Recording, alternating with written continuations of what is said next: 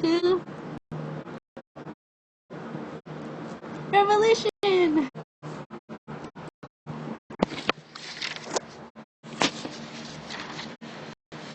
To escape debt from their multiple wars, the British decided to make the colonies work to their advantage. They needed money. The Proclamation of 1763 caused the colonists to feel oppressed because it meant that they could not expand westward, especially when they won much of that land in battle. It resulted in the killing of 20 Native Americans by the Paxton brothers to rebel. The Sugar, Currency, and Quartering Acts all caused rebellious emotions to surface as they denied colonists all the rights of normal Englishmen. The Stamp Act, the Declaratory Act, and the Townshend Acts were also other ways to oppress the colonists. The Stamp Act Congress was a meeting in New York that led to the virtual representation in Britain to represent the colonists.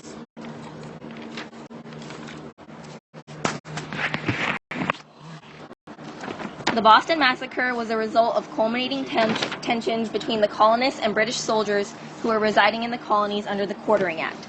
On March 5, 1770, 5 unarmed colonists were killed by a squad of British soldiers after taunting them in front of the city customs house. This event in particular sparked the revolutionary flame within the colonists and caused them to see the British as their enemies. The first committee of correspondence, organized by Samuel Adams, allowed the power of writing to be spread from colony to colony. Letters, pamphlets, and newspaper editorials were distributed to colonists to dispatch views against British issues and address topics of concern. In 1773, the Tea Act was passed by Parliament and finally pushed the colonists over the edge. This act gave monopoly on tea sales to the East India Company, which prevented colonists from buying tea from other companies or colonial merchants. The colonists responded to the Tea Act by refusing to unload the tea from the ships arriving in their harbors. The Boston Tea Party, December 16, 1773, was the most memorable colonial demonstration against taxation without representation. It was basically the colonists' outcry against corruption and mismanagement in the British government.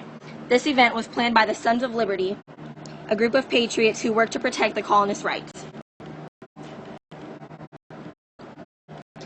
Unfortunately, the Boston Tea Party had the opposite effect on Parliament and led them to enforce the Intolerable Acts, which were the harshest acts imposed on the colonists. For example, the Boston Port Act closed the Port of Boston until the price of the dumped tea from the Boston Tea Party was recovered, costing the Massachusetts colony and the American colonies as a whole a lot of money. The colonists would not tolerate these enforcements. Get it? Intolerable acts, and they were only further agitated by Parliament.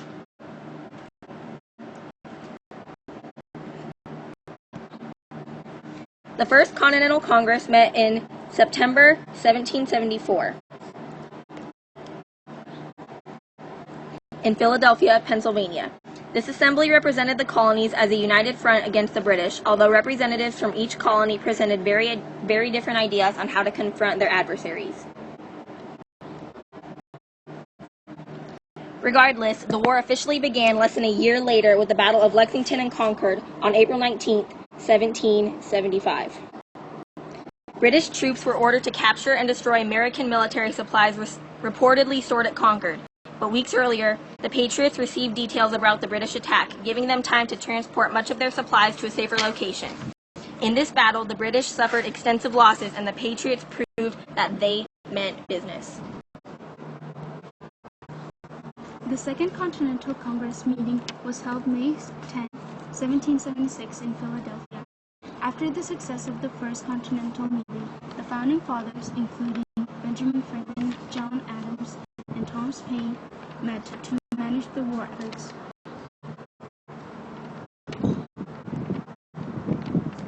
Thomas Paine and John Adams helped draft the Declaration of Independence, which was adopted at that meeting.